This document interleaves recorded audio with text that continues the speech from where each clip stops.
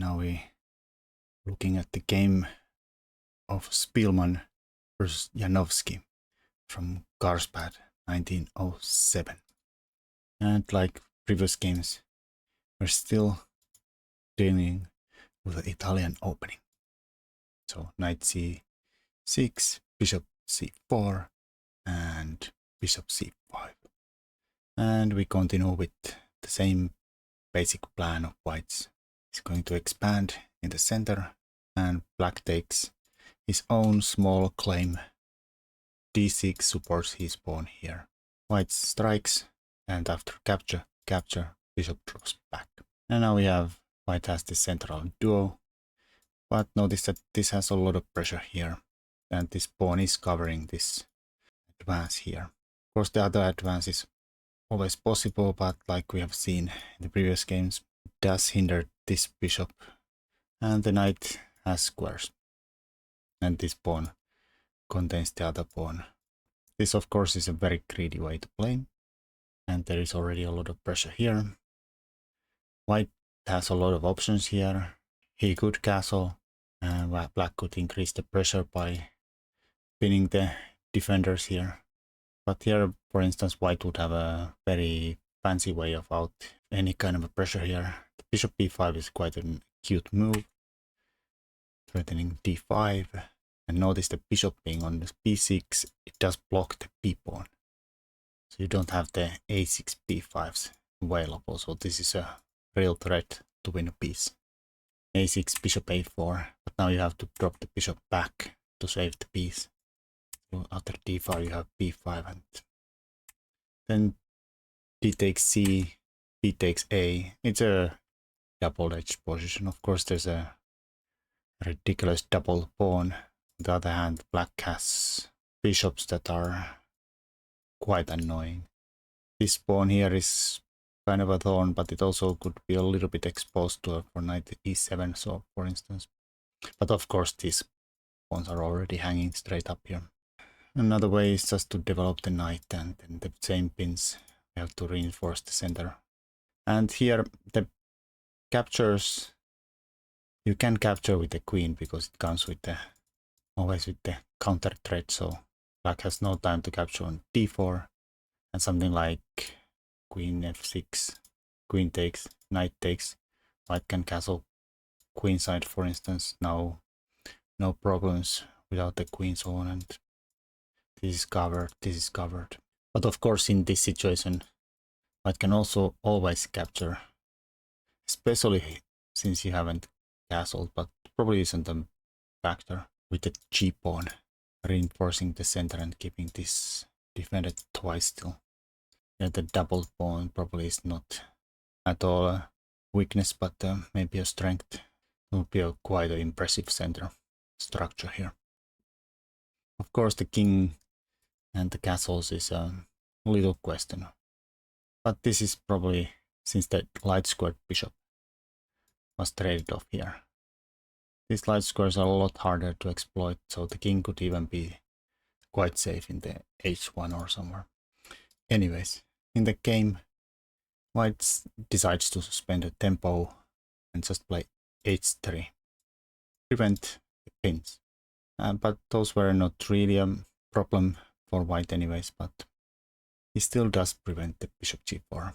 And black strikes in the center, in pressure on e4, and here white could defend the pawn, but there is a downside that this comes with a threat of just taking the pawn anyways, because of this well-known little tactic.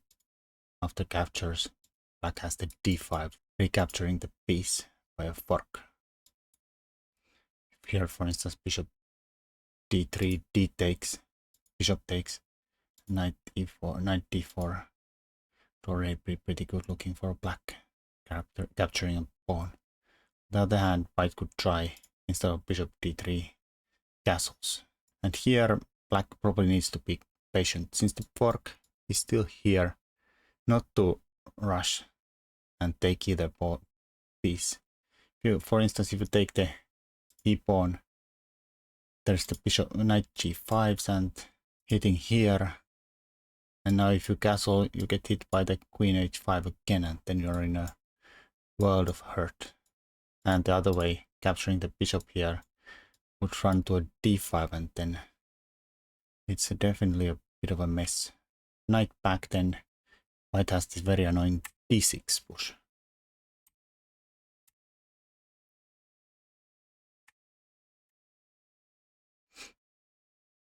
If you capture the bishop, threatening mates, queen defense. Now there's a checks and d takes c. For instance, bishop queen check. Pick up the pawn with check. Queen takes c7. If you don't bring the bishop out here, something like queen bishop b6, then there checks, and the king is still a really bad piece, and there's a lot of pressure on your position. And he kind of tries to kick the knight, run into a horrible mess, check somewhere, and throw in a few pieces in the between, but it will end up in a checkmate. But instead of after castles, just castles from black too, and then you are ready to capture and won't run into any kind of a trouble. Alright, instead of defending the pawn, white just castled, sacrificed the pawn, and black grabbed it. White goes to rook e1, and black's point castle 2, and when white captures back, the d5 fork is still here. White drew in a nice in-between move instead of moving the rook away. Bishop g5. Wanting black to play f6, and then you can drop the bishop back here. Notice the piece. This is still pinned, because the other one is still hanging, but then we could add pressure on this guy. About equal probably. Instead of f6, black sidestepped with the queen d6, and white captures on d5.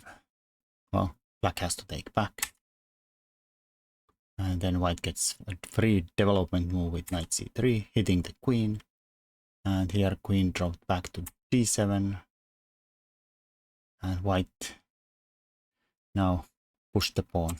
You see that there's starting to be some traffic jam on black's position here. The queen blocks the bishop, knight's being kicked around. Okay, this bishop is still good, but there's no real way to add pressure on f2. Now to question immediately, like the knight can't even go here because that's covered twice. Can't go anywhere here either. Here, instead of moving the knight, black hit the bishop first, freeing this square for the knight.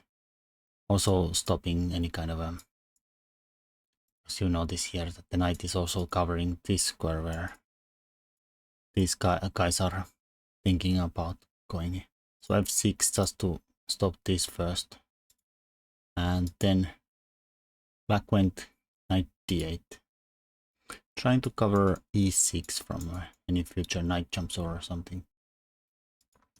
Knight e7 could have been also an option, but then capture, queen b3 would have been with some annoyances. Knight d4 jumping around. This is covered. Definitely white is much better here. It's not that unsimilar with the game continuation. Black dropped to d8. Here white took the bishop. Black recaptured and went. Okay, here white went in the game queen e2. Probably better would have been queen b3, just to threaten some discoveries, and for instance king sidestepping would leave the rook undefended. White could try to exploit that, also hitting the e7, and if for instance black tried to cover with the queen, we just take, stick the rook to the 7th rank where it's monstrous, and then bring the knight in here. You see a lot of isolated pawns there. White's much better, practically winning advantage. Instead of queen blocks, there could have been rook e8, but then just doubling up here and trying again to exploit the e7 square. White is much better. In the game, white chose queen e2, still good, but maybe not as good as the queen b3 would have been. Black moved the knight to f7, and white swinged the rook in. The knight f7 does have one idea, is that now after the queen drops back, the knight kind of threatens to go to e5 and disconnect the queen from the rook's defense.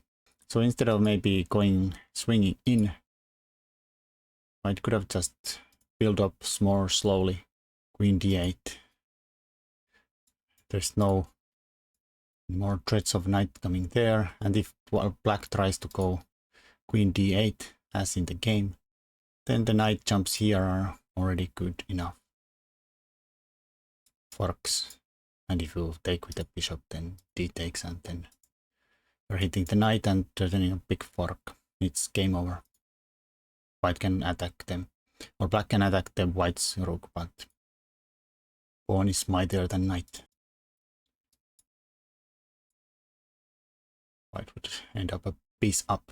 Here, white swung in the game, and black dropped this here with some threats here. And white sacrificed the pawn, d6. Probably the best would have been just to retreat the rook away from there. Here, moves like queen d6 allow knight b5, hitting here and being completely in control.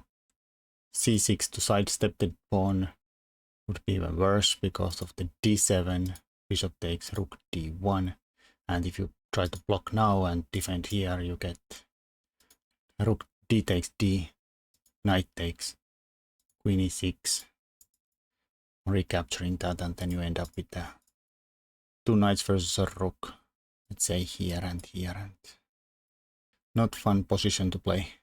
Knight covers, the knights do cover like almost everything. This covers the a5, a2, e2, e1, so we can even, not saying that's the best, but just grab that pawn, and the rooks have no entries at the moment. Even if we bring this here, you can notice that these knights cover every entry square. Okay, that's not covered, but that's not really an entry square either. In the game, black just captured the pawn, and white went knight d5, and rook f7 to challenge the very annoying rook on e7, defending here in an x-ray. Instead of capturing, white just reinforced the rook. The game happened this. If black would have taken here, we can capture king h8. Starting to look quite nasty, but there's, for instance, rook a5. The opening the a file kind of works in many lines in black's favor, where the rook has kind of a rook lift to defense, and also just threatening to go here too, but also preventing queen from swinging here and all kind of nasty Butchler-made ideas. Once the knight covers g8. This would have been good enough. Nothing wrong with bishop d7 either. White moved knight h4. And here black again utilized the open a file. White took f7 and knight jumped to f5, and fancy move.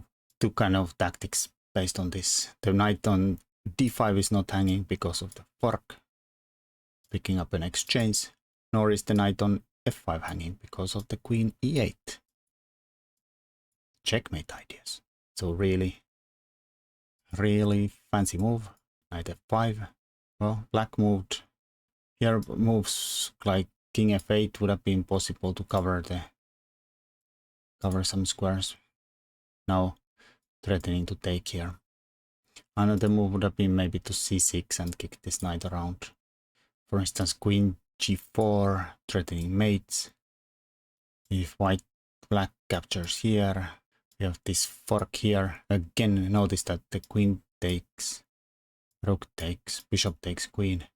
White backs up a piece, but there's the same mating pattern all the time. So here, with the fork to capture the piece back works. But then something like a g6, knight d4, threatening big forks here on e6, and king just draws back, blacks up a pawn, and most of the threats have been eliminated. This rook could swing somewhere. Black's definitely better here. So after knight f5, black played the game, knight e5, nothing wrong with this. White checked with the f, knight, king h8, and then he challenged the rook on the 5th rank here. Black dropped back to the back rank, covering it, and then white went f4, and now black should have played knight c6 or something else, c6 to counteract attack the white knights, or even f7. Those would have been all fine. Instead he chose knight g6, allowing knight takes, h takes, and now suddenly after the knight jumps here, you notice that the oops, knight covers these squares. So anytime white could stick the queen to h-file, it would be an instant checkmate. So knight g6 was a big blunder here, missing the strength of knight e7. Right? Also, this instantly hits here too. Black covers g6. For instance, bishop e8, here example line. Rook d1 forces the black queen to a really miserable square. b8, and then queen g4 already is lights out. Can't really do much about the threat. You can play g5, but we just recapture that, and you can go here, but then you're gonna end up in a mating net anyways. For instance, rare looking mating pattern. Maybe not the beginning, but the end. The game, black tried queen e8, but it's already too late. White tried queen f2, trying to checkmate in one. Black has to cover that. After takes, same threat. Black recaptures, and white went queen d2, eyeing the bishop, eyeing the pawn. Here black played b5. Idea is to open the black's 3rd rank for rook to lift and swing across to defense. White captured g5, now threatening mates. Black go with his plan of defense, but instead of queen checks, white does the similar, uses the rook. Black covered the h-file, but white just attacked the rook and the queen. And notice, rook's not hanging because there's also a 3rd threat, queen g7 mate, which has to be covered. Black played queen g6, counterattacking white's queen and defending the mates, but white had a queen d8 check, king h8, king h7, queen takes d7, just picking up a piece. Black attack white's knight, but rook g4 was a nice move. Again x-raying the g7 square, so there's no takes because of mate. Black guy tried to cover with the rook, but white played rook h4 check. Now if you cover with the rook, we just take, and checkmate you.